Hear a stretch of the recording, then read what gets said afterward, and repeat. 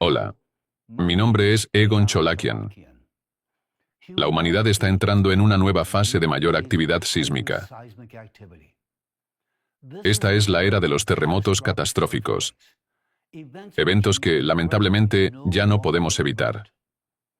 Esto no es una especulación, ni una alarma infundada. Es una conclusión basada en las tendencias observables de la geodinámica de la Tierra, las cuales ya no se pueden ignorar. Estamos al borde de cambios tectónicos a gran escala en nuestro planeta. Hoy voy a compartir con ustedes los procesos geológicos que ya se han puesto en marcha y a qué conducirán inevitablemente en un futuro cercano. Pero esto no se trata únicamente de pronósticos.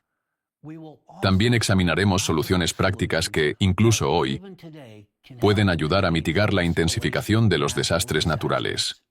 En particular, hablaré sobre las tecnologías únicas desarrolladas por la comunidad científica de Alatra. Destacaré los principios físicos que sustentan estas tecnologías, específicamente el equipo diseñado para contener eventos catastróficos. Explicaré el papel que esta tecnología ha desempeñado en la estabilización de la actual situación climática y geodinámica. Y, lo más importante, hablaré sobre aquellos cuyos esfuerzos hicieron posible su creación. En el video de hoy, me gustaría hablar con más detalle sobre los logros científicos de una persona responsable de varias tecnologías revolucionarias que ya están beneficiando a la humanidad. Creo que el mundo debe conocer a sus héroes. Pero lo más importante es que hoy estamos hablando de vidas. Vidas que ya se han perdido y vidas que aún pueden salvarse. Su vida y la de sus seres queridos. Cada palabra que pronuncio hoy le concierne personalmente a usted y a su futuro. Por eso le pido que me escuche con especial atención. Entiendo que vivimos en una era en la que nuestra atención se ve fragmentada por vídeos fugaces e imágenes que cambian constantemente. Pero lo que quiero compartir con usted no puede comprenderse al pasar. Requiere reflexión, análisis y una comprensión profunda. Deje a un lado el hábito de consumir información en vídeos cortos. El tema que planteo en este mensaje es tan crítico que cada uno de ustedes debe dedicarle su tiempo. Creo que entre nosotros aún hay muchos que están dispuestos no solo a mirar y escuchar, sino también a pensar, comprender y compartir este conocimiento con los demás. Esto es especialmente importante ahora, ya que el tiempo para la contemplación se está acabando de forma catastrófica. Hoy quiero volver a plantear el tema del aumento en la frecuencia e intensidad de los terremotos. ¿Por qué considero que este es uno de los asuntos más urgentes de nuestro tiempo? Porque estamos al borde de catástrofes enormes. Mi objetivo principal hoy es llegar a aquellos que aún conservan la sensatez, con la esperanza de que la humanidad sufra lo menos posible. Es fundamental comprender que los terremotos que están ocurriendo hoy no se pueden comparar, en cuanto a su peligrosidad, con ninguno de los que hayan tenido lugar en la historia de nuestra civilización. Anteriormente, los grandes eventos sísmicos eran aislados. Sin embargo, hoy estamos siendo testigos de una tendencia claramente definida de crecimiento exponencial. Hace casi 6 meses, en la conferencia de la ONU sobre biodiversidad COP16 en Colombia, hablé abiertamente sobre esta alarmante tendencia. Incluso entonces, en octubre de 2024, señalé que la ocurrencia diaria de terremotos de magnitud 5.0 se había vuelto algo habitual. Y durante los últimos 6 meses, había habido un aumento constante de terremotos de magnitud 6.0 y superior. Desde aquel momento ha pasado ya medio año más. Usted mismo puede confirmar el aumento de los terremotos de magnitud superior a 6,0. Simplemente instale una aplicación de monitoreo sísmico en su teléfono y revísela con regularidad. Verá que los terremotos con una magnitud superior a 6.0 ocurren ahora cada 2 días. Los servicios sísmicos tardan demasiado en recopilar y publicar los datos globales anuales, por lo que sus propias observaciones pueden ser aún más reveladoras. El aumento de la actividad sísmica también se refleja claramente en los datos de acceso público. Considere, por ejemplo, el nivel de actividad sísmica global desarrollado por el geólogo y vulcanólogo Tom Pfeiffer para Volcano Discovery. Esta herramienta muestra cuán activamente están ocurriendo los terremotos en todo el mundo. Cada barra en el gráfico representa la energía sísmica total liberada en un día determinado. Es decir, una magnitud diaria combinada. Cuanto más alta es la barra, mayor es la energía liberada por todos los terremotos ocurridos ese día. Observe cómo cambian los colores de las barras. Indican distintos niveles de actividad sísmica en diferentes días. Las barras grises corresponden a una magnitud diaria combinada de 5,2 a 5,8, lo que representa una energía sísmica moderada. Las barras verdes indican de 5,8 a 6,4, una energía sísmica significativa. El color amarillo representa de 6,4 a 7,0, terremotos fuertes. Y el rojo señala magnitudes superiores a 7,0, eventos muy poderosos. Actualmente, la pantalla muestra datos de varios años: 2017, 2024 y 2025. Puede observar que en 2017, en el gráfico inferior, las barras grises, días con energía sísmica moderada, eran frecuentes. Luego, en 2024, estas se volvieron menos comunes y fueron reemplazadas cada vez más por barras verdes, días con energía sísmica significativa. Ahora, observe el periodo desde finales de diciembre de 2024 hasta la actualidad. Verá que las barras grises han desaparecido casi por completo, sustituidas por un muro continuo de color verde. La disminución constante de las barras grises y el aumento de las verdes indican un incremento diario en la frecuencia de terremotos graves. Precisamente a eso me refiero con el aumento de terremotos de magnitud superior a 6.0.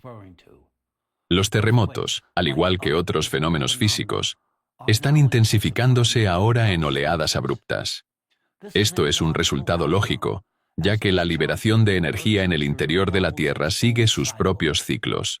Los periodos de aumento y disminución de la actividad sísmica continúan, pero los intervalos entre estas oleadas se están acortando. En un momento explicaré la causa de este patrón. Primero, permítame recordarle qué implica un terremoto de magnitud entre 6.0 y 6.4. Este tipo de eventos destruyen principalmente edificios antiguos y frágiles, estructuras hechas de adobe o ladrillo que no fueron diseñadas para resistir el estrés sísmico. Estos edificios suelen colapsar por completo, reducidos a escombros. Incluso las construcciones más sólidas presentan grietas y fallos parciales en techos, balcones y muros de carga.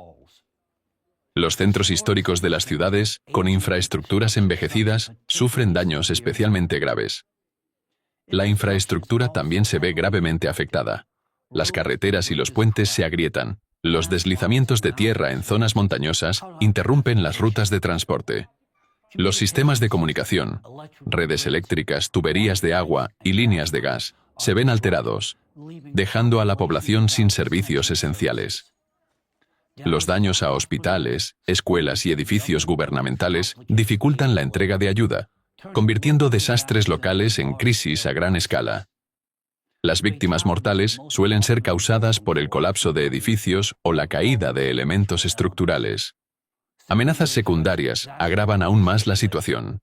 Incendios provocados por rupturas en las líneas de gas o cortocircuitos eléctricos se propagan rápidamente en una infraestructura destruida. Tales terremotos ocurren ahora cada 2 días. Esta es nuestra nueva realidad. Miles, decenas de miles de vidas, tanto de personas ricas como pobres, se han perdido. Eran personas que, hasta ayer, hacían planes para su futuro, sin saber que una amenaza repentina acabaría con sus vidas. Mire, están las imágenes. Tal vez le ayuden a comprender, aunque sea una pequeña parte de la tragedia, que hoy se repite con regularidad.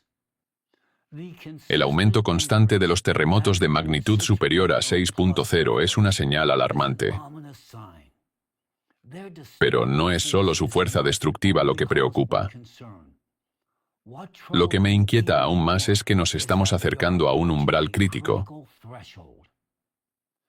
Nuestro próximo umbral es el aumento en la frecuencia de los terremotos de magnitud 7.0.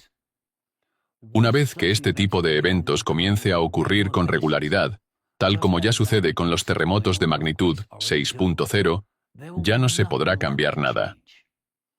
¿Y qué podríamos haber hecho? Esa es la pregunta.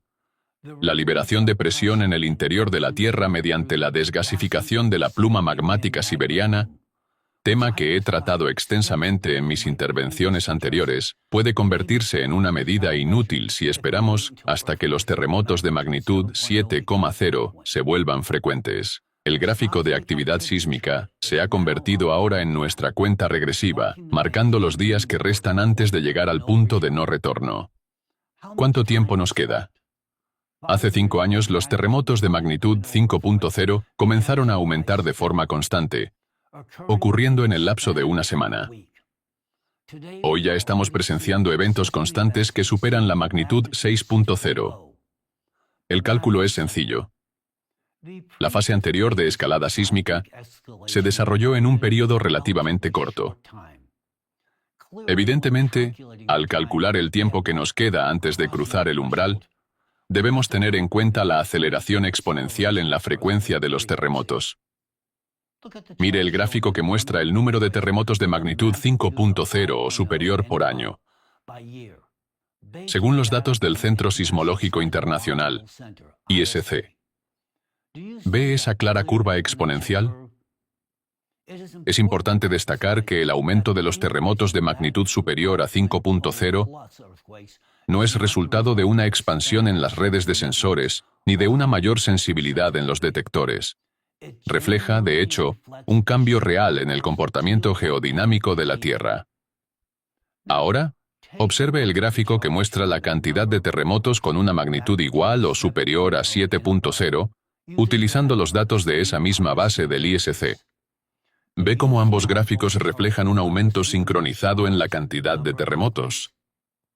Esta tendencia indica que, en tan solo 4 años, podríamos empezar a ver terremotos cada 2 o 3 días en distintas partes del mundo, cada uno comparable en magnitud a los devastadores eventos ocurridos en Turquía o Myanmar. Dada la frecuencia e intensidad crecientes de estos terremotos, esta catástrofe pronto alcanzará a cada uno de nosotros, incluidos usted, su familia y sus seres queridos. En cualquier momento, incluso ahora, mientras ve este video, esta tragedia podría golpearle a usted o a mí. Esta es la realidad en la que vivimos ahora. Algunos creen que intento infundir miedo. Pero yo soy la primera persona que preferiría que este pronóstico nunca se hiciera realidad. Sin embargo, lamentablemente, esta proyección, formulada hace muchos años por el equipo científico de ALLATRA, se está cumpliendo con la precisión de un reloj suizo. ¿Y por qué es tan exacto este pronóstico? Porque se basa en un modelo geodinámico integral que incorpora prácticamente todos los factores posibles. Para quienes no hayan visto mis intervenciones anteriores, volveré a explicar las causas de lo que está ocurriendo. La causa fundamental del aumento de los cataclismos en nuestro planeta es un ciclo astronómico impulsado por una influencia cósmica externa que afecta no solo al núcleo de la Tierra, sino también a los núcleos de otros planetas del sistema solar. Esta influencia externa, en esencia, actúa como una fuente adicional de energía que calienta intensamente el núcleo, acelera la fusión del manto y provoca el ascenso del magma fundido hacia la superficie. Esto inicia una reacción en cadena. El calentamiento interno se intensifica, la actividad volcánica y sísmica aumenta, y los desastres naturales comienzan a intensificarse en todo el mundo. Los registros históricos de los estratos geológicos y los núcleos de hielo indican que la Tierra ha atravesado ciclos catastróficos similares cada 12.000 años. Cada segundo ciclo, aproximadamente cada 24.000 años, trae consigo cataclismos planetarios aún más severos. La Tierra está entrando ahora, precisamente, en uno de estos ciclos intensificados. La contaminación del océano por nano y microplásticos está agravando la situación, ya que interfiere con la capacidad del océano para disipar el calor de las placas litosféricas, las cuales se están sobrecalentando debido al ascenso del magma desde el interior. En este momento, me gustaría resaltar un punto importante.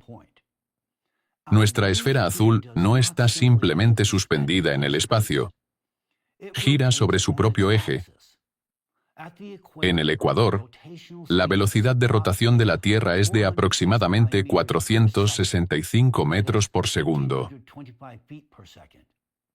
Es bien sabido que en los últimos años, la velocidad de rotación de la Tierra ha estado aumentando de forma anómala. De hecho, para compensar este efecto, será necesario restar un segundo al cronometraje global para el año 2028.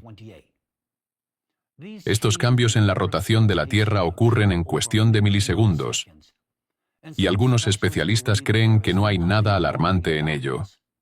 Lamentablemente, esta es una idea profundamente equivocada. Si tenemos en cuenta la masa de la Tierra, incluso un cambio de solo unos milisegundos desempeña un papel crucial en los procesos globales. Imagine un autobús lleno de personas que baja por una pendiente en dirección a un muro de hormigón. Si se mueve a 3 kilómetros por hora, ¿qué ocurrirá? Tal vez simplemente se detenga y nadie salga herido. Pero supongamos que la velocidad aumenta a 10 kilómetros por hora y el autobús choca contra el muro. En ese caso, algunos pasajeros podrían caer y sufrir heridas leves. Ahora imagine ese mismo autobús precipitándose a 200 kilómetros por hora contra el mismo muro. Las consecuencias serían catastróficas. Ahora apliquemos esto a nuestro planeta. Para la Tierra, un aumento en la velocidad de rotación de incluso medio segundo representa un cambio enorme, mucho más significativo que para un autobús lleno de personas. ¿Y qué está causando este cambio en la velocidad de rotación de la Tierra? En este punto, coincido con los especialistas que han señalado que los cambios en el momento de inercia del núcleo son los que explican la aceleración de la rotación terrestre. Efectivamente, así es. Son los cambios en el núcleo terrestre los que gobiernan la velocidad de rotación del planeta. ¿Por qué menciono esto ahora? Porque también deben entender que la aceleración y desaceleración de la rotación terrestre provocan oscilaciones físicas dentro del magma. El aumento y la disminución inercial de la velocidad del núcleo líquido generan una liberación adicional de calor y aumentan las vibraciones en el manto. Esta presión pulsante del magma transmite oscilaciones a la corteza, intensificando su calentamiento y debilitando su estructura. Esto explica las fluctuaciones diarias en la actividad sísmica. Breves pausas seguidas de nuevos repuntes en la frecuencia de los terremotos. La inestabilidad del núcleo, sus oscilaciones y la acumulación de energía en la corteza contribuyen al aumento de la tensión interna. Con el tiempo, esta tensión alcanza un umbral crítico, y entonces se producen los grandes terremotos. Los sismos menores apenas alivian el sistema, no logran disipar la energía acumulada. Cuanto más frecuentes se vuelven estos ciclos de alza y baja sísmica, más energía se acumula en la corteza terrestre, y mayor es la probabilidad de eventos catastróficos, como los que presenciamos en Turquía y Myanmar. Así que recuerde esto. Incluso pequeños cambios en la velocidad de rotación de la Tierra desencadenan una reacción en cadena en el interior del planeta, lo que conduce a la acumulación de energía y, en última instancia, a terremotos devastadores. Precisamente por esta razón, el terremoto del 28 de marzo en Myanmar ocurrió durante una fase de transición en la velocidad de rotación diaria de la Tierra. El aumento continuo de la actividad sísmica anómala en la Tierra también se debe al hecho de que aún no se ha llevado a cabo una desgasificación controlada de la pluma magmática siberiana. Para quienes no hayan visto mis intervenciones anteriores, permítanme explicar nuevamente de qué se trata. La pluma magmática siberiana es una poderosa corriente de magma sobrecalentado que asciende desde las profundidades de la Tierra hacia la corteza. En la actualidad, esta pluma está ascendiendo activamente precisamente en la región donde, hace apenas 250 millones de años, tuvo lugar una erupción masiva conocida como los traps siberianos, un evento que desencadenó la extinción masiva del Pérmico, una de las extinciones más importantes en la historia del planeta. Las estimaciones preliminares indican que el área afectada por los flujos de magma bajo Siberia podría abarcar entre 2.500 y 3.000 kilómetros de diámetro, una extensión comparable al tamaño de Australia. En este momento, la pluma magmática se encuentra en una etapa crítica. Ya ha comenzado a levantar la placa tectónica que se encuentra encima, como lo demuestra el aumento de la actividad sísmica en sus márgenes. Esto indica la posibilidad de que la pluma magmática pueda abrirse paso a la superficie en cualquier momento.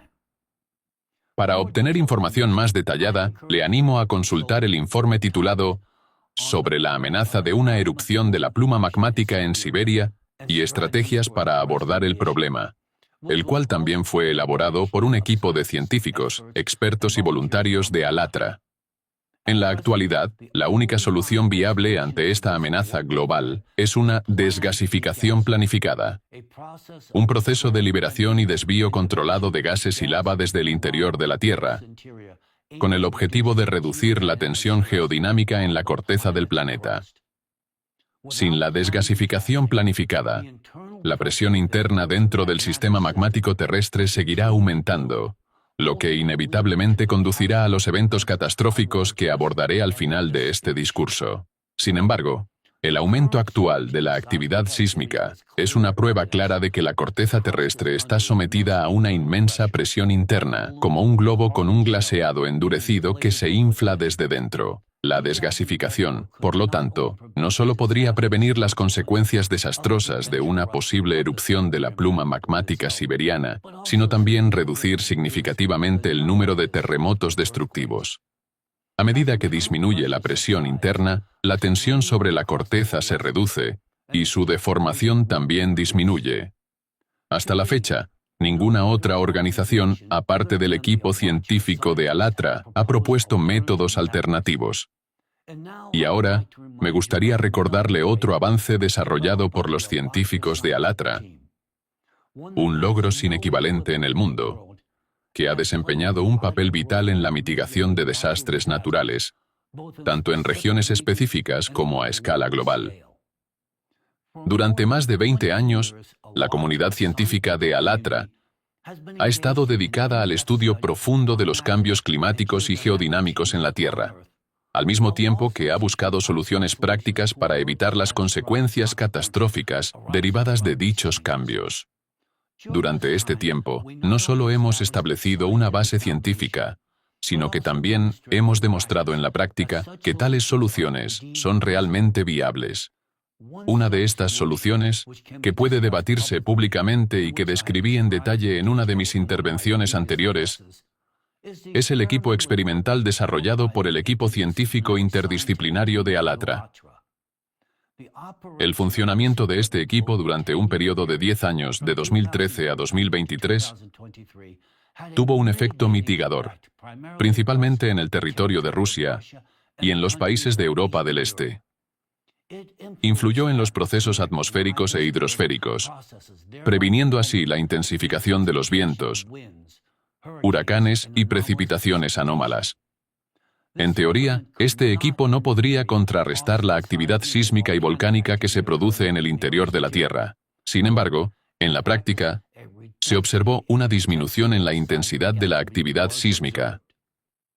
Durante el periodo de funcionamiento de este equipo, la cantidad de eventos extremos en Rusia aumentó significativamente más lento que en otros países. Esto ocurrió a pesar de que en Siberia, Las temperaturas del aire durante ese mismo periodo estaban aumentando entre 2,5 veces y 3 veces más rápido que el promedio global, como consecuencia de la influencia ejercida por la pluma magmática siberiana. Este equipo experimental fue instalado en ese punto específico del planeta, no por razones geopolíticas ni por preferencias personales, sino precisamente debido a la principal amenaza geodinámica, la pluma magmática siberiana, ubicada en territorio ruso, la cual, en caso de una erupción, podría acabar con toda la vida en el planeta. Dado el calentamiento acelerado observado en la región siberiana, la progresión de los desastres climáticos en el territorio ruso debería haber sido mucho más grave. Sin embargo, los hechos indican que, a lo largo de 10 años, todos los parámetros relacionados con eventos climáticos extremos en Rusia fueron sustancialmente más bajos que en otras regiones del mundo.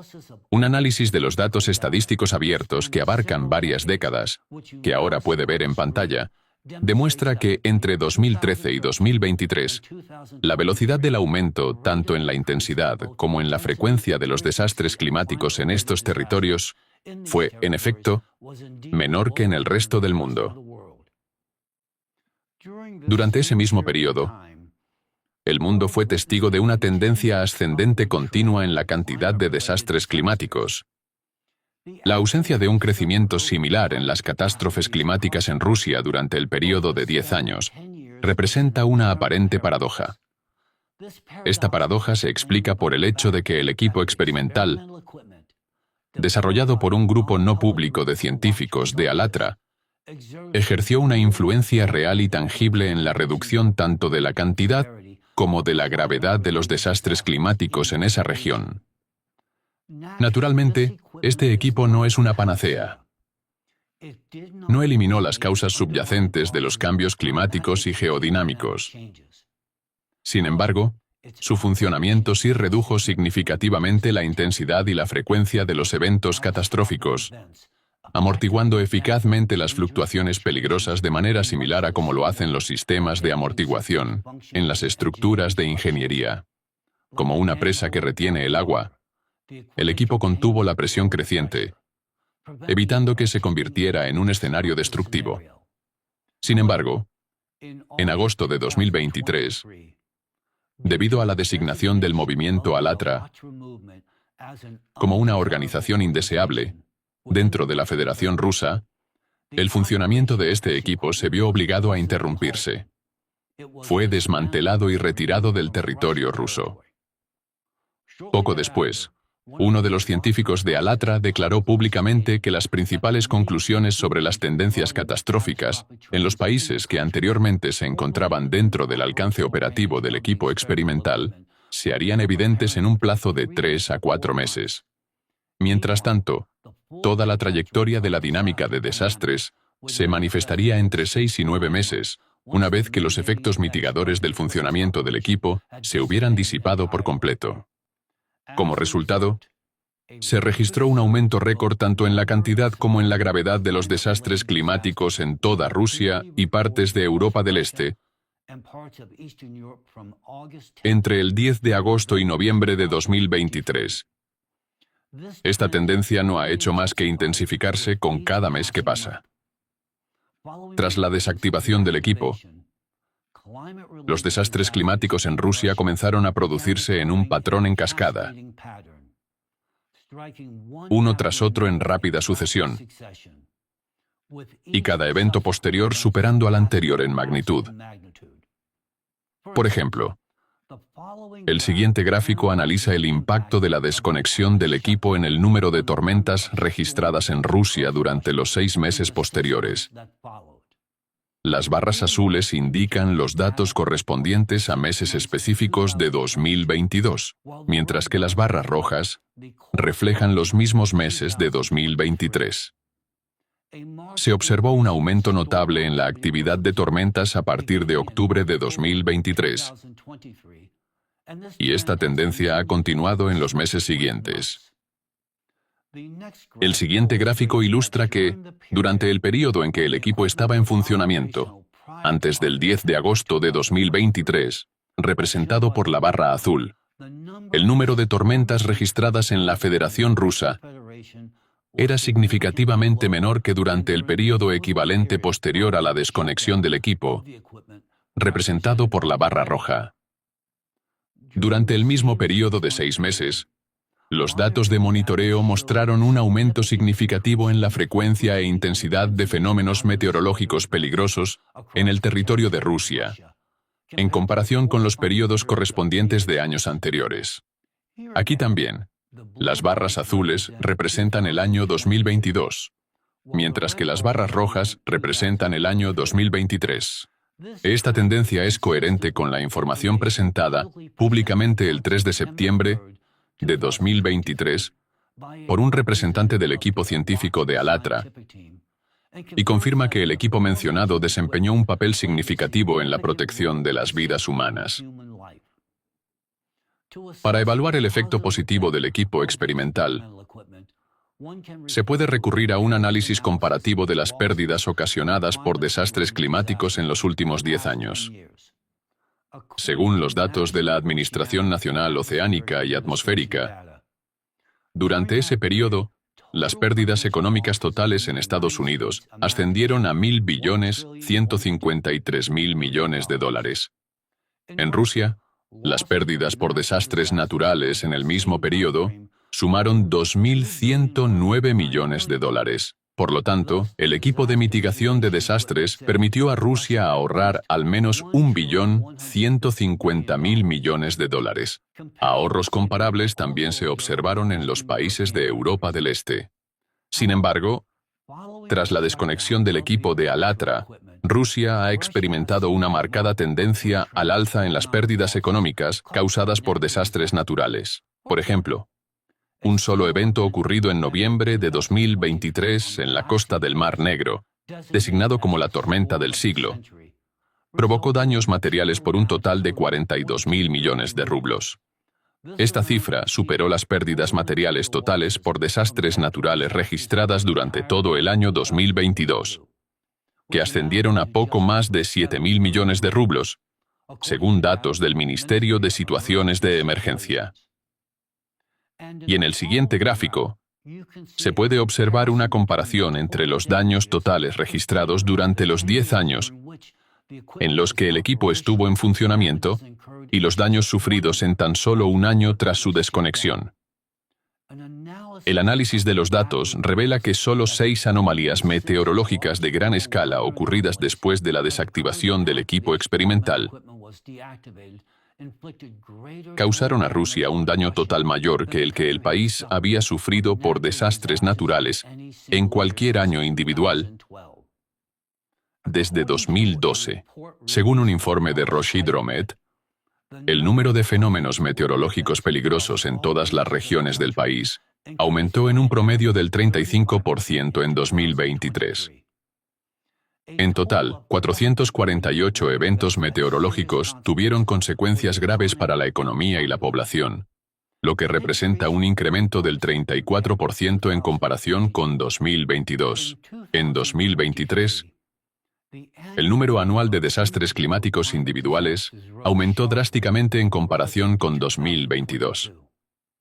Los episodios de granizo se incrementaron en un 123%, los de frío anómalo y heladas severas en un 73%, las precipitaciones intensas en un 49%, las heladas en un 36% y los vientos fuertes en un 22%. Según los especialistas de Roshidromet, el año 2024 fue un año anómalo en Rusia en cuanto al número de eventos hidrometeorológicos peligrosos. Sin embargo, es aún más importante señalar que estas evaluaciones están significativamente subestimadas, lo cual es evidente por el volumen de datos, incluso fragmentarios, publicados en los medios de comunicación. Cabe destacar que, según los datos de Roshidromet, el 55% de todos los eventos hidrometeorológicos peligrosos en 2024 se registraron en los distritos federales de Siberia, del Lejano Oriente y del Sur. Las fuentes oficiales describen las anomalías climáticas de 2025 de la siguiente manera. Un abril loco en la Rusia central resultó ser único, declaró Roman Bilfand, director científico del Centro Hidrometeorológico. Único, extremadamente único abril, porque el clima osciló de un extremo al otro, señaló. Sin embargo, es importante destacar que Rusia sigue siendo un país con un alto grado de control sobre la información, incluso en lo que respecta a los desastres naturales. Tras la desconexión del equipo experimental, se produjo un aumento brusco y predecible de anomalías climáticas, lo que dejó en evidencia cuántos fondos presupuestarios y recursos se habían ahorrado gracias al funcionamiento del equipo. Poco después, ciertos círculos dentro del gobierno impusieron una estricta censura. Hoy en día, se persigue incluso a quienes simplemente comentan los cambios bruscos del clima en redes sociales. Este vacío informativo está siendo creado deliberadamente. ¿Han disminuido los fenómenos naturales? En absoluto.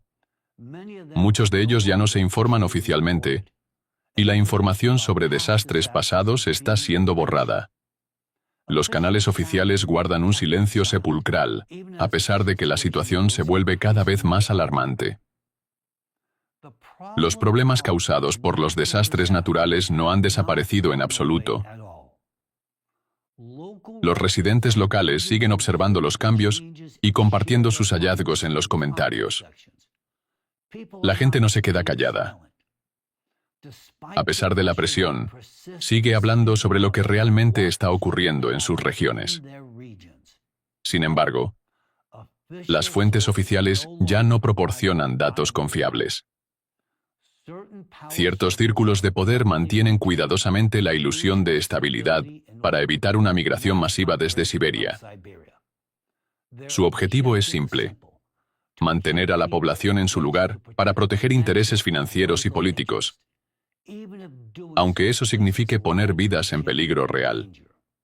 Mientras tanto, trasladan silenciosamente sus propios activos fuera del Distrito Federal de Siberia. Esta es la forma más alta de cinismo, algo que ya abordé en uno de mis vídeos anteriores. En este sentido, quisiera ahora aclarar algo que no había enfatizado anteriormente, pero que considero necesario decir. El hecho de que la pluma siberiana, la mayor zona activa de magma del planeta, aún no haya entrado en erupción, se debe, en gran medida, al funcionamiento de ese mismo equipo. Si este sistema no hubiera estado funcionando, en realidad es incierto si siquiera podríamos estar hablando de estos acontecimientos hoy, o, siendo sinceros, si quedaría alguien para hablar de ellos o para escucharlos. Este equipo no solo mitigó los riesgos para Rusia, sino que también ayudó a minimizar los daños a escala global. Y lo más importante, le otorgó a la humanidad y a cada uno de nosotros el recurso más valioso de todos: el tiempo. Tiempo para abordar la amenaza de la pluma siberiana mediante una estrategia de desgasificación planificada.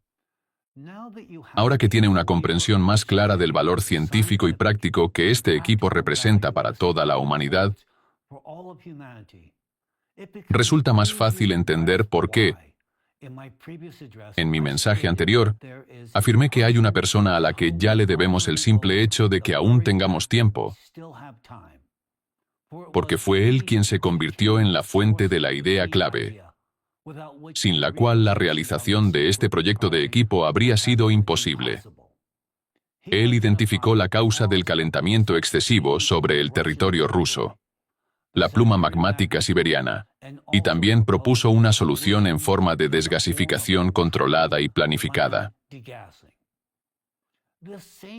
Esta misma persona también ofreció un concepto científico y técnico fundamental que permitió crear un sistema capaz de ejercer una influencia de contención sobre varios procesos geofísicos y climáticos peligrosos. Hablo, por supuesto, de mi estimado colega Igor Danilov. Su contribución a este proyecto es decisiva. Fue él quien marcó la dirección científica que luego guiaría a nuestro equipo internacional de expertos de múltiples disciplinas, es decir, geólogos, geofísicos, climatólogos, científicos médicos, químicos, físicos e ingenieros en diversos campos. Cabe destacar que un avance científico de esta magnitud exigía verdaderas capacidades intelectuales excepcionales. El señor Danilov posee una rara combinación de pensamiento sistémico, conocimientos amplios e interdisciplinarios en los campos de la física y la energía, la capacidad de integrar datos científicos heterogéneos y un sentido ingenieril intuitivo que le permite anticipar los mecanismos reales de interacción dentro de sistemas complejos. Su comprensión integral de las leyes fundamentales de la naturaleza, en particular de la estructura y la dinámica de los procesos eléctricos dentro del sistema terrestre, permitió abordar el problema desde una perspectiva completamente nueva que trasciende las limitaciones de los modelos tradicionales. Fue precisamente la profunda comprensión del señor Igor Danilov sobre la naturaleza de las interacciones eléctricas, tanto en micro como macroestructuras, lo que nos permitió desarrollar un equipo único, basado en principios físicos completamente nuevos. Gracias a su enfoque científico fundamental, se hizo posible crear y mantener en funcionamiento durante una década un sistema que logró contener de manera efectiva la actividad de la pluma siberiana. No se trató simplemente de un experimento tecnológico, sino de una influencia cuidadosamente calibrada sobre un sistema geofísico extremadamente sensible, una labor que requiere una precisión excepcional y una profunda comprensión de los procesos físicos fundamentales que rigen la geodinámica terrestre. Se puede afirmar con un alto grado de certeza que, de no haber estado este equipo en funcionamiento, hoy podríamos estar enfrentando una fase completamente distinta y significativamente más catastrófica en la evolución de los procesos climáticos y geodinámicos. Y debo enfatizarlo con total claridad. La probabilidad de que tal escenario ocurriera era, y sigue siendo, considerable. Por eso considero que es tanto apropiado como científicamente fundamentado afirmar que la contribución del señor Danilov es verdaderamente monumental. Su idea, hecha realidad gracias al esfuerzo de un equipo internacional de investigación, se convirtió en el factor que, a lo largo de una década, permitió contener procesos destructivos a escala planetaria. Es muy posible que cada uno de nosotros esté vivo hoy gracias a que este trabajo se llevó a cabo. Fue este concepto científico, llevado a la práctica, el que abrió una ventana de tiempo durante la cual la humanidad aún tuvo, y aún tiene, la oportunidad de actuar con sensatez y responsabilidad, de llevar a cabo el proceso de desgasificación controlada de la pluma siberiana. Sin embargo, ¿qué tenemos hoy? El equipo que demostró ser eficaz en la estabilización de los procesos climáticos y geofísicos ha sido desactivado. La desgasificación controlada del interior de la Tierra aún no se ha iniciado.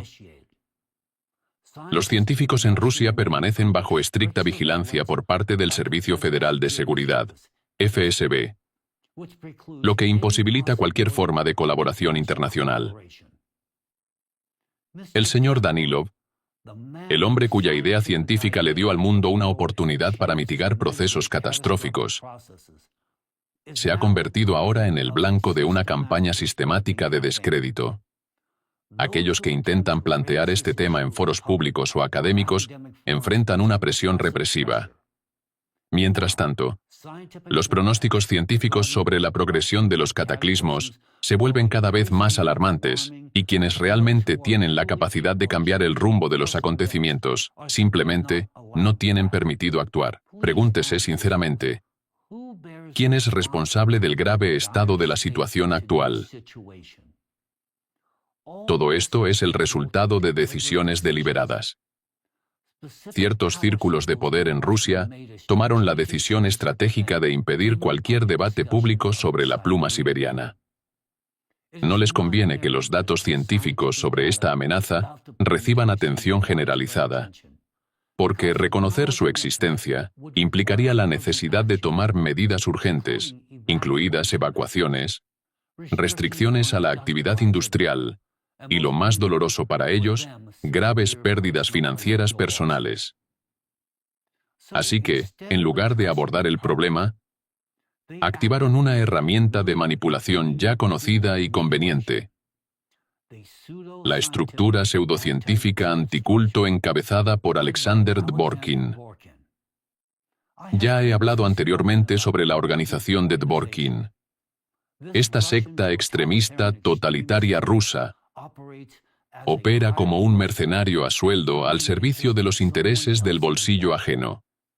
En este caso, su agenda contradice directamente los intereses de cada ciudadano del planeta y el futuro de toda la humanidad.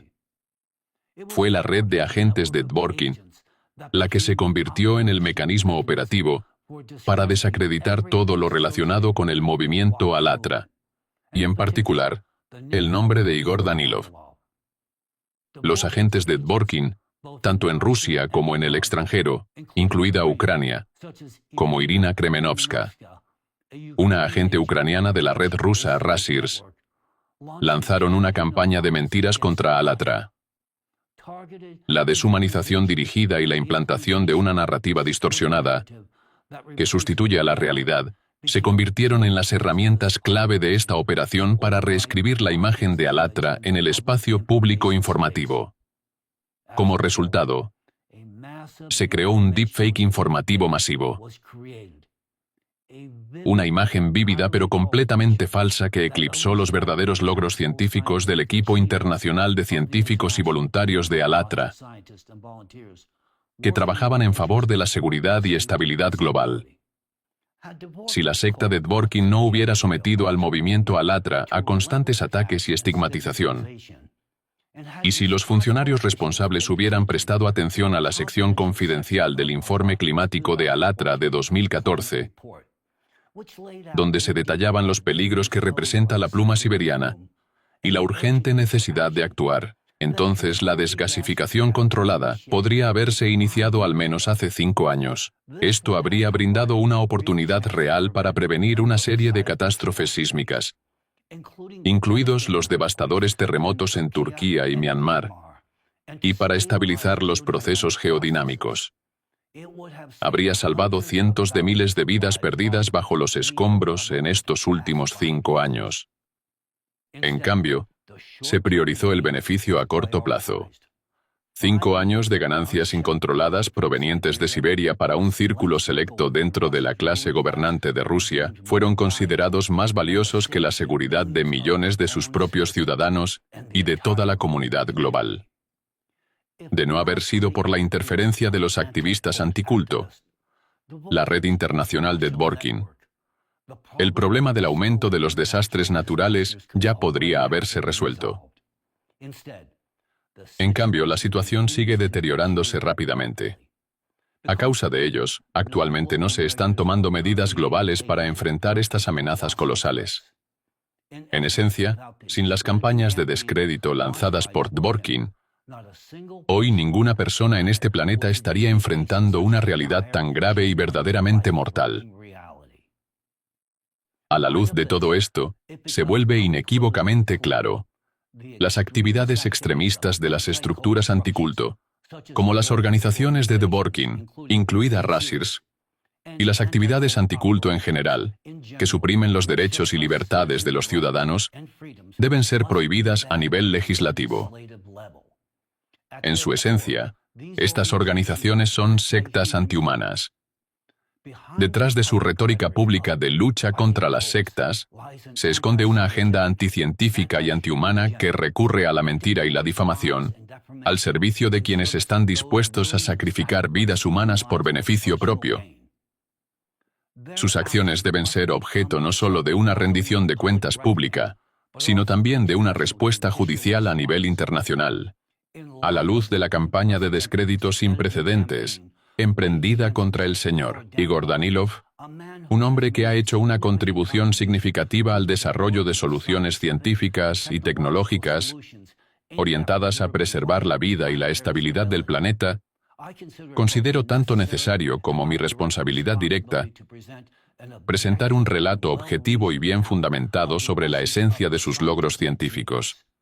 Asimismo, me siento en la obligación de explicar por qué su trabajo posee una importancia fundamental, no solo dentro de disciplinas individuales, sino también para el futuro de toda la humanidad. Por ello, quisiera ahora volver a algunos de los descubrimientos que fueron posibles gracias a la excepcional contribución del señor Danilov.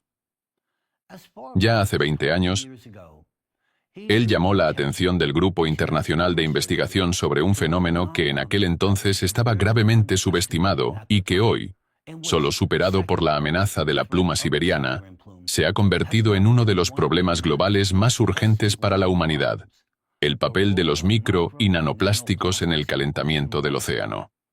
Incluso entonces, señaló con claridad que una sola nanopartícula de plástico en el océano puede alterar el comportamiento de millones de moléculas de agua circundantes, reduciendo su capacidad calorífica y, por lo tanto, acelerando el calentamiento del océano.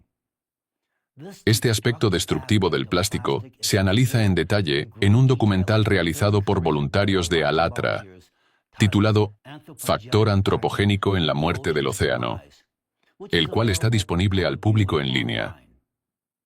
El segundo aspecto clave de la influencia nociva del plástico, también identificado desde un principio por el señor Danilov, es el efecto devastador que ejercen las partículas de nanoplásticos sobre la salud humana, incluidas las funciones fisiológicas, cognitivas y reproductivas. El señor Danilov atribuyó este impacto a las propiedades electrostáticas de los nanoplásticos.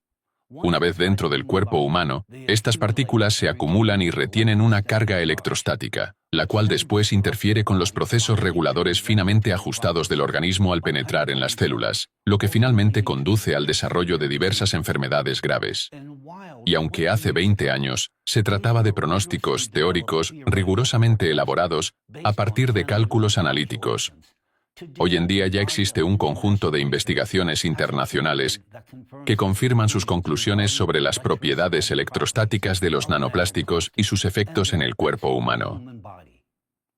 En aquel entonces, para demostrar de forma clara esta propiedad fundamental del plástico, el señor Danilov propuso un experimento sencillo pero muy ilustrativo, que cualquiera puede replicar fácilmente en casa. Ahora en la pantalla, puede ver 3 vasos de plástico sobre una mesa. En el interior de cada vaso, suspendido por un hilo, hay un objeto distinto: una aguja metálica, un alambre de cobre y un fósforo de madera. Cerca se encuentra un imán de neodimio. A continuación, se realizan una serie de pruebas utilizando distintos materiales. El primer objeto es una pajita de plástico. Sin ningún tratamiento previo, se acerca a cada uno de los vasos. No ocurre ninguna reacción. Los objetos suspendidos permanecen inmóviles.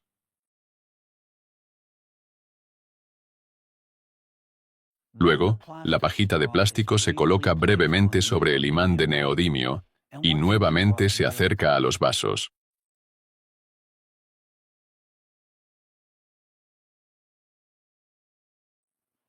Aún así, no se observan cambios en el comportamiento de los objetos.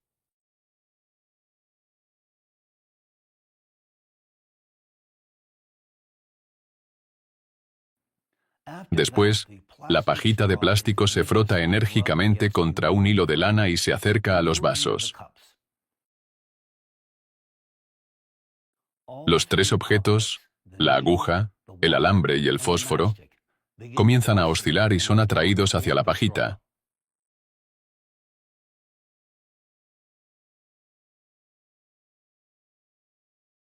El segundo objeto que se prueba es un palo de madera. Se repite la misma secuencia de acciones.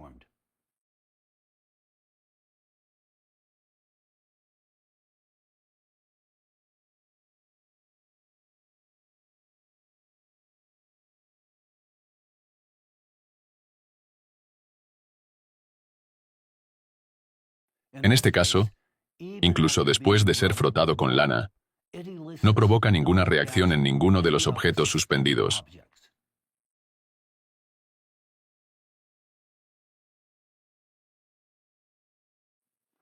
El tercer objeto es un tubo metálico.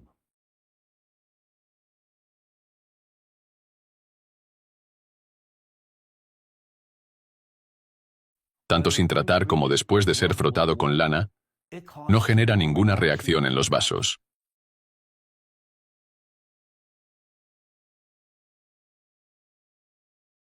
Sin embargo, tras ser colocado sobre el imán durante un breve periodo, el tubo metálico se acerca a los objetos.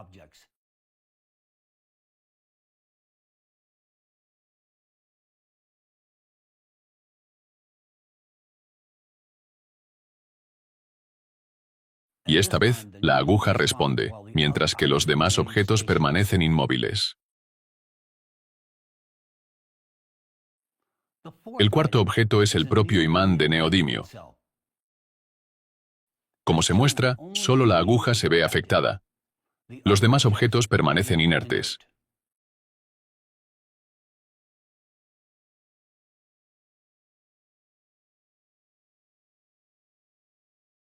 Así, a través de este experimento sencillo, se puede observar claramente que el plástico, aunque es un material no magnético y un dieléctrico, tiene la capacidad de acumular una carga eléctrica estática mediante la fricción, lo que le permite atraer objetos ligeros a través de la interacción electrostática con sus campos.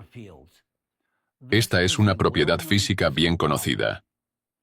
La mayoría de los polímeros se encuentran en la parte inferior de la serie triboeléctrica, lo que significa que tienden a aceptar electrones y poseen una mayor capacidad para acumular carga electrostática en comparación con otros materiales.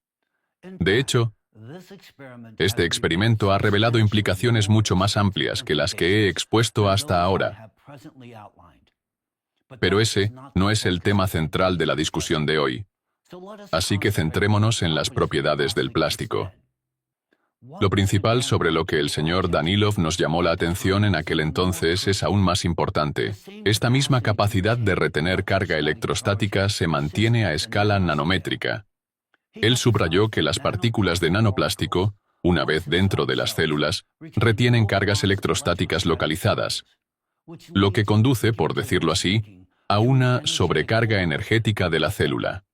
Las cargas que normalmente serían descargadas de forma natural quedan atrapadas debido a la presencia del nanoplástico. Para ilustrar este concepto de forma más clara, él utilizó la siguiente metáfora. Los electrodomésticos, como un televisor, un refrigerador o un microondas, están diseñados para funcionar con 110 o 220 voltios. Suminístreles 600 voltios, y el sistema fallará. Este es, en términos simplificados, el tipo de daño que el nanoplástico provoca en una célula. Introduce un voltaje excesivo que interfiere con las funciones internas de la célula. A nivel celular, esto significa que las cargas localizadas retenidas por las nanopartículas de plástico interfieren con los procesos bioeléctricos finamente sintonizados de la célula. Tal como lo confirma la investigación moderna, estas cargas pueden distorsionar el potencial de membrana, interrumpir la transmisión de señales y perjudicar el funcionamiento normal de los canales iónicos. Como resultado, las células pierden la capacidad de transmitir señales correctamente, el sistema inmunológico se desregula y se alteran los mecanismos de división celular. Esto puede provocar inflamación crónica, envejecimiento acelerado y desequilibrios hormonales. Cuando el nanoplástico penetra en el cerebro, sus propiedades electrostáticas interfieren con la actividad neuronal, lo que conlleva trastornos cognitivos, pérdida de memoria, disminución de la concentración y el desarrollo de demencia. El mayor peligro, sin embargo, radica en el hecho de que las cargas localizadas, retenidas por las nanopartículas, pueden dañar el ADN. Cuando las células afectadas se dividen, transmiten información genética ya comprometida. Esto aumenta el riesgo de mutaciones y da lugar a distorsiones genéticas hereditarias. Como resultado, pueden desarrollarse enfermedades graves, incluidas patologías congénitas que pueden manifestarse ya en la etapa prenatal. Debido a la influencia de los nanoplásticos, es muy probable que las generaciones futuras nazcan con anomalías genéticas que provoquen disfunciones inmunológicas severas y enfermedades sistémicas que se transmitirán de generación en generación. Esto implica no solo un aumento de las enfermedades hereditarias y los trastornos neurológicos, sino también una degradación progresiva de la función reproductiva de la humanidad como tal. Ya abordé este tema en uno de mis discursos anteriores. Estas tendencias ya están siendo documentadas. Un incremento de los trastornos congénitos del neurodesarrollo, incluidos los trastornos del espectro autista, una creciente frecuencia de déficits cognitivos en recién nacidos, un aumento de los casos de infertilidad tanto masculina como femenina, y una mayor incidencia de anomalías genéticas fetales y otras complicaciones. El señor Danilov advirtió sobre todo esto hace ya 20 años. Varios estudios también han señalado otra propiedad del nanoplástico que el señor Danilov ya había destacado hace años: su capacidad debido a sus características electrostáticas específicas para prolongar la vida útil de los virus. Investigaciones recientes confirman este hallazgo. Los virus permanecen activos en superficies plásticas durante 3 a 7 días, lo cual es significativamente más tiempo que en la mayoría de los demás materiales. Esto significa que las nanopartículas de plástico, una vez dentro del cuerpo, pueden servir como plataforma para la supervivencia prolongada de virus en el interior del organismo. Además, el riesgo de infección aumenta. El virus dispone de más tiempo y más oportunidades para penetrar en las células, lo que eleva considerablemente la probabilidad de infección. Los estudios modernos apenas están comenzando a comprender cuán peligrosa puede ser la influencia electrostática del nanoplástico sobre las células y los iones dentro del cuerpo humano. Este campo aún se encuentra en una fase inicial de investigación. Sin embargo, precisamente sobre esto nos advirtió el señor Danilov hace 20 años, alertándonos sobre riesgos que la ciencia apenas empieza a comprender. Es importante destacar que el señor Danilov no solo identificó el problema de los nanoplásticos, sino que también propuso soluciones. En cuanto a los nanoplásticos en el océano, que, como ya he descrito, contribuyen al calentamiento oceánico extremo, sugirió un método de purificación del agua mediante generadores de agua atmosférica, o GAA. La aplicación de esta tecnología a escala global aceleraría la evaporación oceánica, lo cual facilitaría la eliminación del nanoplástico del agua, enfriaría el propio océano y, como consecuencia, enfriaría también las placas litosféricas situadas debajo. Sin embargo, él señaló que la solución de los GAA no sería tan efectiva en el contexto de los efectos del nanoplástico sobre el cuerpo humano. El aumento de la evaporación oceánica llevaría inevitablemente a una mayor concentración de nanoplástico en el aire que respiramos. Como resultado, el nivel de nanoplástico en el cuerpo humano aumentaría, afectando negativamente la salud de cada persona en la Tierra. Por lo tanto, se podría decir que los GAA, por un lado, ofrecen una oportunidad real para enfriar el océano y frenar el sobrecalentamiento del planeta, y hasta ahora, no se ha propuesto ninguna otra solución práctica. Sin embargo, por otro lado, al aplicar esta metodología, que representa un salvavidas para el océano, nos enfrentamos a un nuevo desafío: la infiltración más intensa del nanoplástico en el cuerpo humano. No obstante, como subrayó el señor Danilov, la solución al problema del impacto del nanoplástico en el organismo humano debe encontrarse en un ámbito completamente distinto: en la alteración de sus propiedades electrostáticas. Dado que el nanoplástico no puede ser eliminado de las células ni del cerebro, la tarea consiste, en términos simplificados, en privar al nanoplástico de su capacidad de acumular una carga electrostática patógena. Como señaló el señor Danilov, este es un problema que exige un enfoque integral, que abarque múltiples disciplinas científicas: física, química, biología e ingeniería. No obstante, él recalcó que esta tarea es completamente viable y que, si se logra abordarla con éxito, el daño causado por el nanoplástico al organismo humano podría reducirse al menos en un 50%. las consecuencias fisiológicas y químicas del nanoplástico seguirían presentes.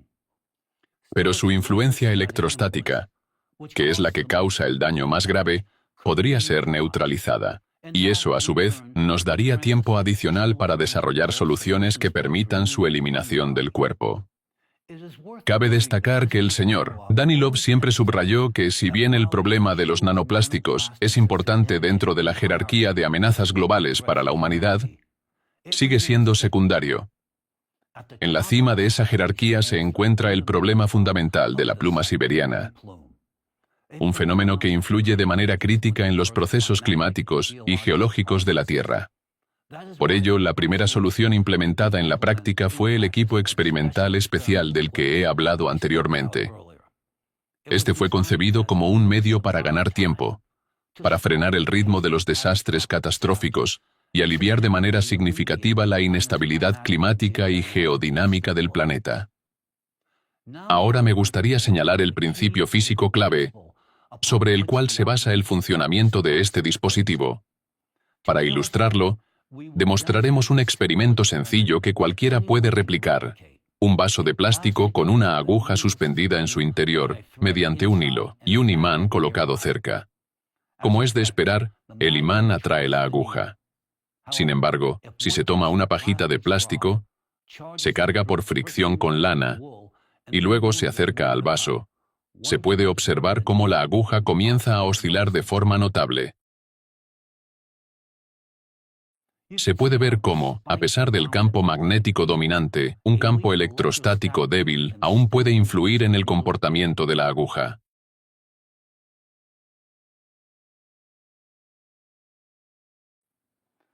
Estoy convencido de que muchos de ustedes poseen ya un nivel de formación suficiente que les permitirá comprender plenamente la explicación física básica de este fenómeno.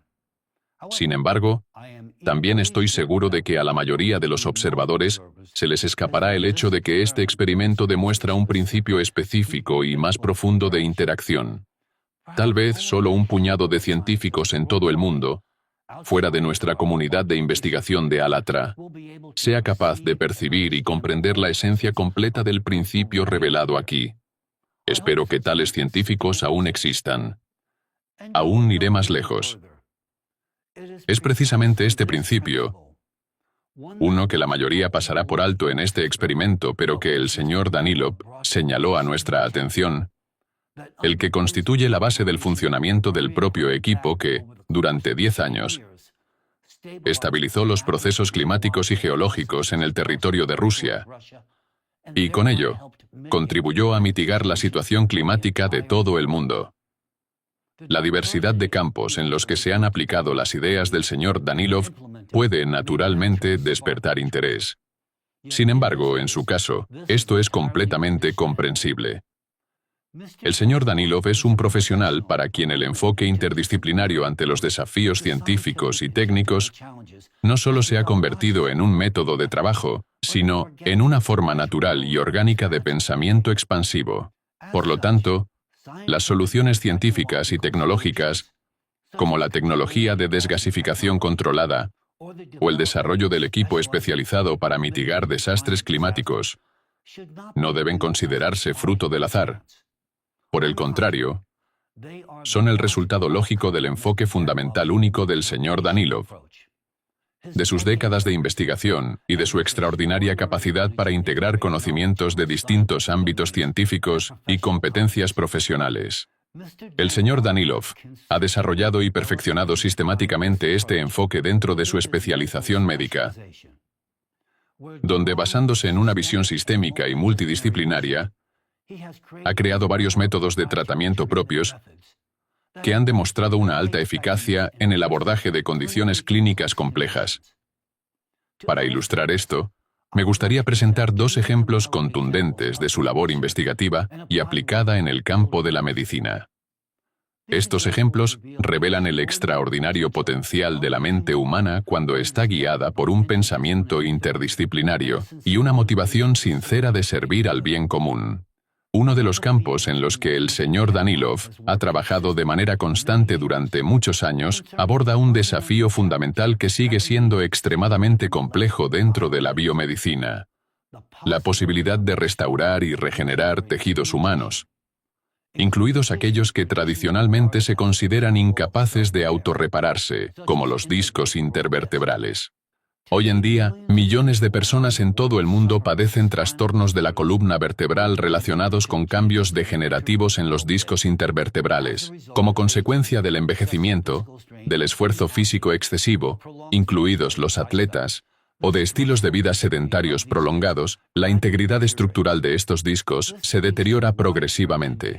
Esto da lugar a afecciones ampliamente extendidas, como la osteocondrosis y otras formas de trastornos degenerativo-distróficos. Estas condiciones afectan gravemente la calidad de vida, suelen ir acompañadas de dolor crónico y movilidad reducida, y en muchos casos conducen a la discapacidad. El deseo de encontrar una solución eficaz y científicamente fundamentada a este problema, y de aliviar el sufrimiento humano, se convirtió en la motivación central detrás de la investigación y el trabajo clínico del señor Danilov en este campo. El objetivo principal del señor Danilov era restaurar el potencial regenerativo del disco intervertebral, incluido su núcleo pulposo, que durante mucho tiempo se había considerado irreparable. El resultado de sus años de investigación en fisiología y biomecánica de la columna vertebral fue un método patentado que él denominó vertebrorevitología. La vertebrorevitología es un enfoque no invasivo para el tratamiento de enfermedades degenerativo-distróficas de la columna vertebral, que, mediante una corrección manual, crea las condiciones necesarias para la restauración completa de un disco intervertebral en proceso de degeneración. En otras palabras, se trata de un método que permite a los pacientes evitar una cirugía y recuperar la función de la columna sin ninguna intervención quirúrgica. La aplicación de este método permite, de manera efectiva, la restitución total del disco intervertebral, un resultado que anteriormente se consideraba imposible. Durante mucho tiempo se creyó que los discos intervertebrales eran incapaces de regenerarse. Sin embargo, al desarrollar el método patentado de la vertebrorevitología, el señor Danilov refutó esa afirmación en la práctica, demostrando que el disco intervertebral puede regenerarse, siempre que se creen las condiciones adecuadas. Hasta la fecha, esta es la única metodología conocida que ha mostrado una restauración objetivamente verificada tanto de la estructura como de la función del disco intervertebral. El método de la vertebrorevitología ha demostrado una alta eficacia clínica. Estos resultados están respaldados por datos objetivos, incluidas series de resonancias magnéticas realizadas antes y después del tratamiento. En numerosas imágenes que muestran la columna vertebral del paciente antes y después del procedimiento, se puede observar claramente cómo los discos intervertebrales que estaban prácticamente ausentes se restauran tras la aplicación del método, cómo desaparecen las hernias y cómo, en esencia, se le devuelve nueva vida a la columna vertebral humana. ¿Cuáles son los principios en los que se basa este método? Tal como lo explica el propio señor Danilov en su libro Osteocondrosis, para el paciente profesional, los cálculos físicos y matemáticos que realizó demostraron que, para activar una respuesta reparadora completa en el tejido de un disco en degeneración, es necesario crear condiciones en las que la carga mecánica sobre el disco se reduzca aproximadamente en un 37%, manteniendo al mismo tiempo los parámetros necesarios para una ósmosis intratisular y una microcirculación estables. Sin embargo, lograr esa descarga dentro del campo gravitacional terrestre por medios naturales resultó ser prácticamente imposible. Sobre esta base, el señor Danilov desarrolló su método original de vertebrorevitología, una técnica de corrección manual de la biomecánica de la columna vertebral orientada a la optimización localizada de la distribución de cargas y a la restauración de la posición espacial de los segmentos vertebrales. Es precisamente esta forma de descarga artificial, combinada con la creación de condiciones fisiológicas favorables, lo que permite activar la actividad reparadora de las células restantes del disco. incluso en condiciones de patología degenerativo-distrófica avanzada. En este sentido, el método desarrollado por el Sr. Danilov representa una auténtica revolución en la medicina, ya que lo que ha logrado equivale a una ingeniería biomecánica de precisión que permite crear las condiciones necesarias para la restauración del disco intervertebral. Sin embargo, aquí radica el principal desafío. El método exige un dominio virtuoso de la anatomía, la física y el razonamiento clínico. No se trata simplemente de una técnica manual, sino de una ingeniería de alta precisión aplicada al tejido vivo, donde un error de apenas unos milímetros o unos pocos newtons de fuerza puede anular por completo el efecto deseado. Dada la complejidad del método, la transmisión de este conocimiento único e innovador, una síntesis de medicina, biomecánica y física, también se ha convertido en una dificultad considerable. El segundo ejemplo del trabajo científico de esta persona abre horizontes completamente nuevos en el estudio de la regeneración y el rejuvenecimiento biológico. Al comprender la naturaleza de los procesos físicos a nivel micro, el Sr. Danilov desarrolló un compuesto farmacéutico orientado a extender la vida más allá del límite específico de la especie. Fue probado por primera vez en ratones de laboratorio. Los resultados superaron las expectativas. En especímenes de edad avanzada, en la etapa final de su ciclo vital, se observó una restauración de funciones fisiológicas. En un plazo de 3 meses, el grupo de control salió del experimento debido a la muerte natural por envejecimiento, tal como se preveía. Mientras tanto, el grupo experimental comenzó a mostrar signos de rejuvenecimiento. Los animales se volvieron activos, recuperaron la función reproductiva y mantuvieron su vitalidad, continuando su reproducción.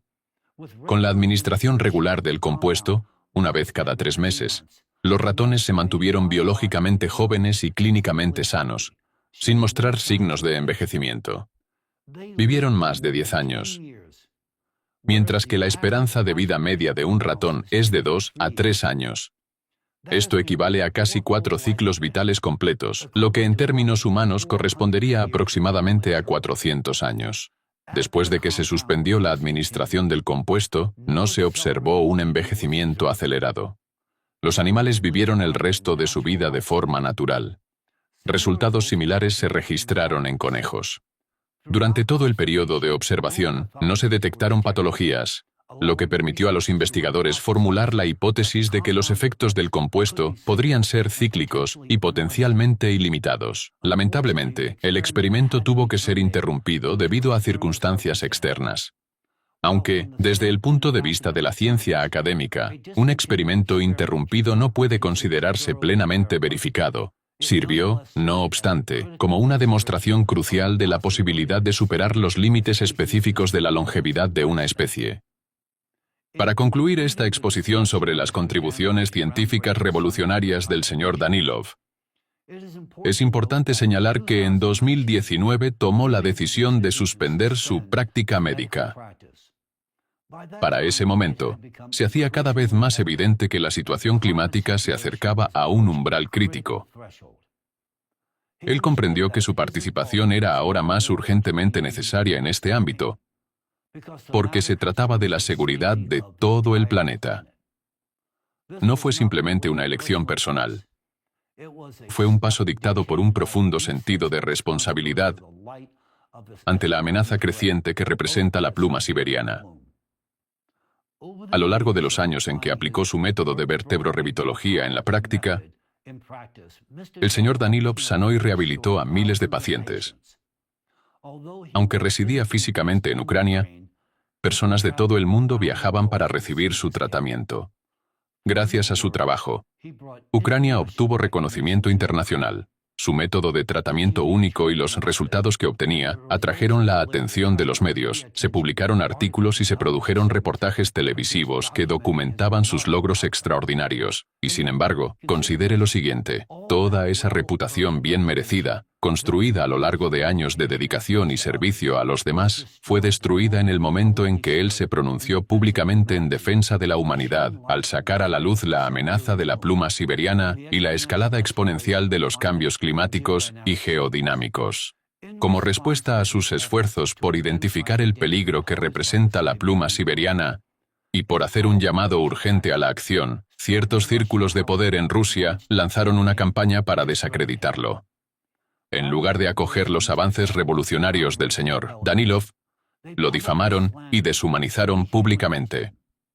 Su imagen fue deliberadamente distorsionada por agentes de la organización extremista totalitaria de Dvorkin hasta convertirla en algo completamente absurdo, sin ninguna relación con la realidad. Igor Danilov es un hombre que siempre ha actuado y sigue actuando únicamente en interés de la sociedad, sin anteponer jamás el beneficio personal al bien común. Además, sacrificó conscientemente su propia reputación para sacar a la luz información que podría salvar vidas y cambiar el curso de los acontecimientos a escala global. Inspirados por su ejemplo, nosotros, en la comunidad científica, siempre hemos operado bajo el principio de que las vidas humanas, la vida de cada uno de ustedes, son mucho más importantes que nuestras reputaciones. Está absolutamente claro que, para él, la preservación de la vida en este planeta y de la humanidad misma tiene un valor mucho mayor que su nombre o estatus personal. Ahora bien, al encontrarse con diversas interpretaciones sobre el trabajo del señor Danilov en el espacio informativo, es fundamental que se pregunte, ¿qué sabe realmente sobre este hombre? ¿La verdad? ¿O la narrativa fabricada por el sectario Dvorkin? Un individuo con trastornos psiquiátricos documentados y fiel servidor del aparato represivo y antihumano ruso. Ya he explicado anteriormente las motivaciones detrás de las acciones de Dvorkin y de quienes lo manejan, y no me detendré nuevamente en ellas.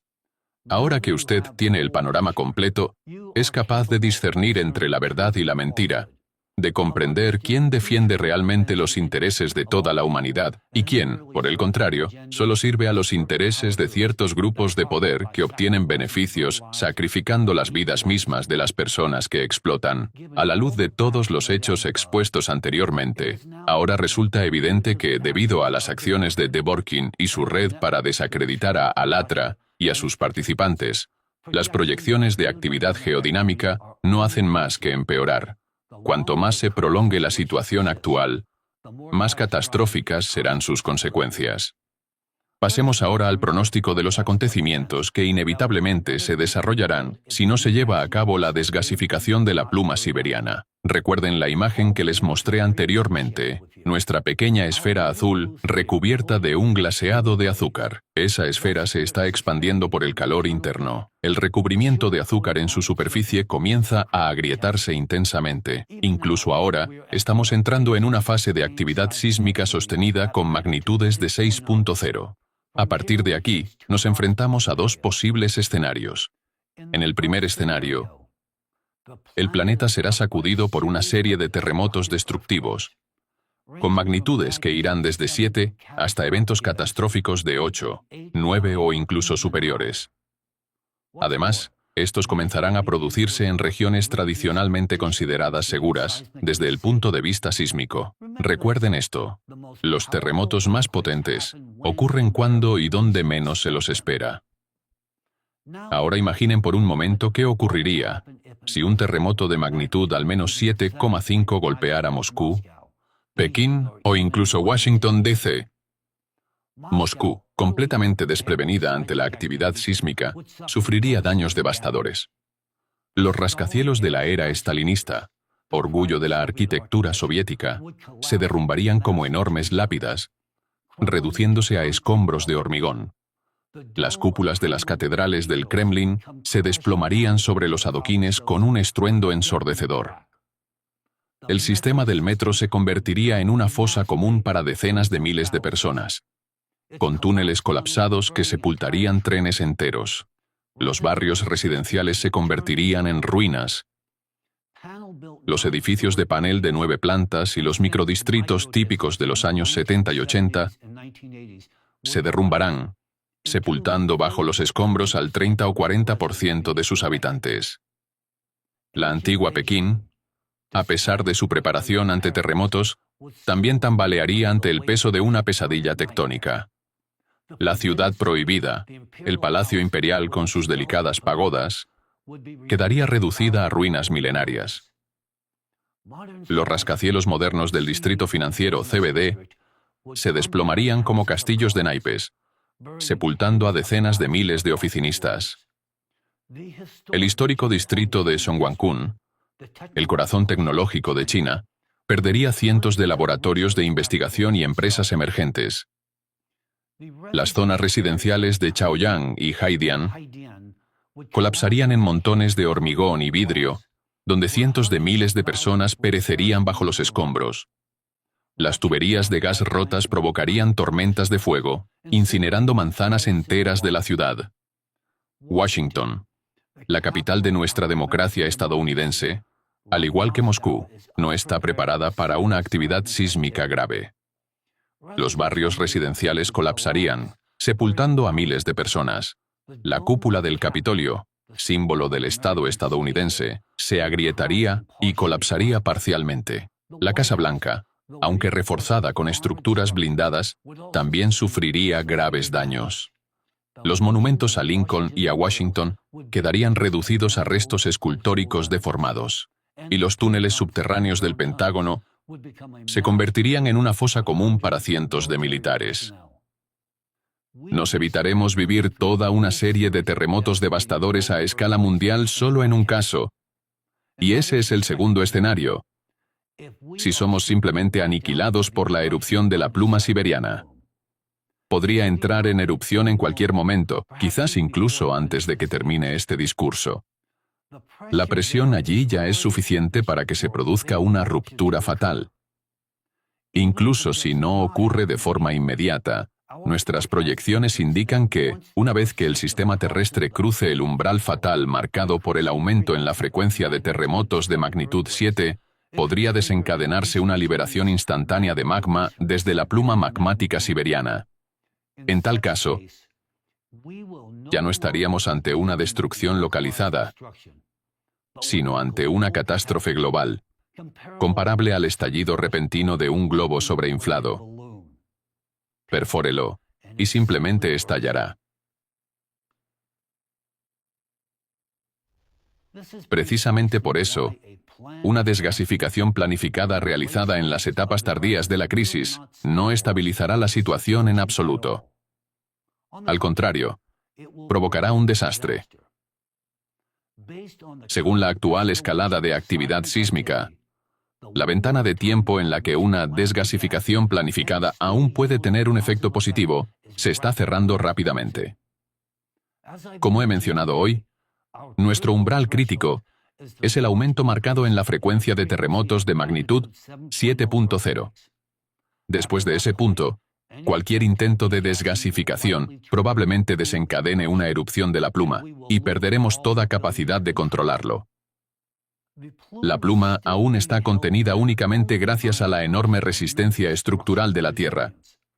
Pero incluso esa no es infinita. En este momento, la presión en las profundidades subterráneas está pulsando, acumulándose y luego liberándose parcialmente, mientras los mecanismos de regulación siguen funcionando. Ese ritmo es la última señal de respuesta inmunológica del planeta. La situación es verdaderamente crítica, y por eso es absolutamente imprescindible actuar sin demora. Este es el momento decisivo, ahora mismo, en el que la humanidad aún tiene la posibilidad de tomar la decisión de llevar a cabo la desgasificación planificada de la pluma magmática siberiana. Si iniciamos el proceso a tiempo y logramos, como civilización, resistir la fase crítica de 20 años del ciclo catastrófico, entonces nos aseguraremos de al menos 250 millones de años de seguridad planetaria. Pero si quienes financian al líder de la secta totalitaria, Dworkin, continúan ocultando esta información a la población rusa, continúan ignorando la amenaza de la erupción de la pluma y continúan saboteando la implementación de la desgasificación planificada, entonces no solo Rusia, sino toda la humanidad está condenada. Por doloroso que sea decirlo, si no llevamos a cabo esta desgasificación, miles de millones de personas perecerán. Aquellos en el poder en Rusia que decidieron ocultar la información sobre la pluma y lanzaron una campaña de descrédito contra Alatra a través de la secta de Dworkin, deberían hacerse una pregunta seria. ¿Valió la pena? Se gastaron sumas colosales en difundir mentiras sobre Alatra, y tras la desconexión del equipo, las pérdidas económicas, a nivel nacional, se miden en miles de millones. Mientras tanto, el mundo entero se encuentra al borde de una catástrofe global. Les pregunto, ¿valió la pena, desde el punto de vista económico o práctico? Los riesgos para toda la humanidad se han multiplicado exponencialmente. Todo por el beneficio a corto plazo de un círculo reducido dentro de la estructura de poder rusa. Sí, habría sido necesaria una evacuación parcial, no de toda Siberia, sino de ciertos territorios. Sí, eso habría implicado una pérdida económica, pero, a cambio, se habría obtenido una ventaja estratégica para todo el planeta. En lugar de actuar, siguen protegiendo sus activos y diciéndole a la gente, quédense en Siberia, críen a sus hijos, no le hagan caso a él, porque desde su punto de vista, yo soy un deepfake. Independientemente de lo que crean que soy, la amenaza sobre la que advierto es genuina y real. Siendo justos, hace 5 años la naturaleza catastrófica de la situación aún no era completamente evidente para el público. Pero hoy, este problema es visible para todos, incluso para aquellos que antes guardaban silencio. La cuestión central es esta. Quienes toman decisiones están recibiendo información distorsionada. Los intereses económicos pesan más que cualquier evaluación honesta de la situación. Pero, ¿qué quedará de la política y la economía después de una verdadera catástrofe? Si los acontecimientos se desarrollan conforme a nuestro modelo matemático, primero morirán millones en desastres naturales, y luego miles de millones. Una vez que comiencen la muerte masiva y el caos, ya será demasiado tarde para actuar. Se avecinan acontecimientos catastróficos, y tras cada uno de ellos, si sobrevive, adquirirá una experiencia aleccionadora y comprenderá mucho más de lo que entiende hoy. Pero ese no es el camino a seguir.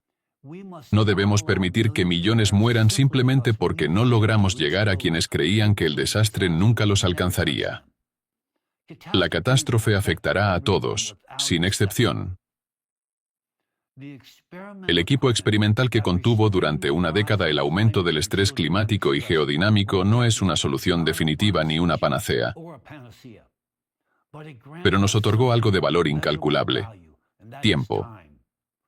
Hoy, al ser testigos de terremotos diarios de magnitud 5.0 y de una frecuencia creciente de eventos de magnitud 6.0, podemos empezar a comprender el verdadero significado de aquel aplazamiento. Sin el funcionamiento de ese equipo, lo más probable es que la humanidad ya hubiera cruzado el umbral de una catástrofe irreversible. Y usted y yo tal vez no estaríamos aquí ahora. ¿Puede imaginar cuánto tiempo, cuánta vida se le fue concedido gratuitamente? Y ahora, por favor, reflexione. ¿Cuál es el valor de su vida? ¿Qué precio podría jamás medir el simple hecho de que esté vivo ahora mismo y no sepultado bajo los escombros de incendios y terremotos? ¿Qué precio podría capturar el valor de despertarse por la mañana, respirar el aroma del café, ver su reflejo en el espejo y abrazar a sus hijos y seres queridos? Está vivo. Y puede que ni siquiera sepa por qué. Puede que no sea consciente de a quién o a qué le debe su existencia continuada. Aún está vivo porque, durante muchos años, un sistema siguió funcionando. Un equipo que contuvo procesos climáticos y geodinámicos devastadores. Y ese equipo funcionó porque su concepto, sus principios operativos y su diseño de ingeniería fueron propuestos por el señor Danilov, y nosotros, como equipo científico, lo hicimos realidad. Fue él quien le dio a la humanidad una oportunidad que quizás nunca habría tenido. Nos dio tiempo. Tiempo no solo para vivir, sino un tiempo esencial para aplicar la única solución capaz de evitar una catástrofe planetaria. Ahora sabe quién está luchando por su vida y a quién le debe el hecho de que usted y sus seres queridos aún estén con vida.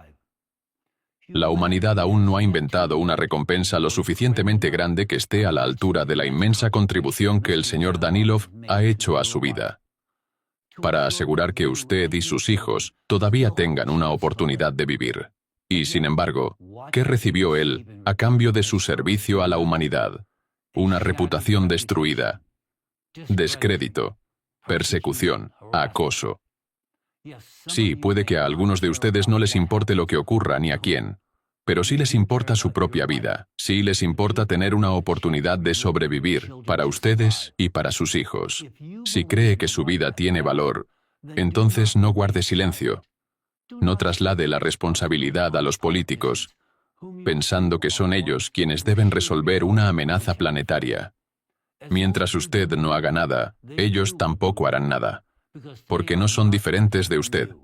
No actuarán ante aquello que la sociedad no exige. Por eso, mientras usted permanezca en silencio, ellos también permanecerán inactivos. Pero hoy, mientras aún tenemos una oportunidad, su voz, su acción y su aporte son invaluables. Tienen un peso decisivo. Todo lo que advertimos hace años está ocurriendo en este mismo momento. Pero aún hay una oportunidad, no solo para ganar unos pocos años más, sino potencialmente millones de años de vida en este planeta. Esto no es una metáfora, es un cálculo. Si lo logramos, la humanidad ganará 250 millones de años para desarrollarse, para resolver desafíos políticos y económicos, para construir el futuro. Pero antes que todo eso y por encima de todo, para la vida misma. Todos vivimos ahora, en el sentido literal, con tiempo prestado, pagado con el esfuerzo, el conocimiento y el coraje de otros. Usen este tiempo con sabiduría y no lo desperdicien. Esta es su oportunidad de formar parte de algo más grande. Porque hoy, lo que está en juego es la vida misma, la suya, y la de todos los que vendrán después de usted. Así que reflexione profundamente y responda a esta simple pregunta. ¿Merece la pena luchar por su vida?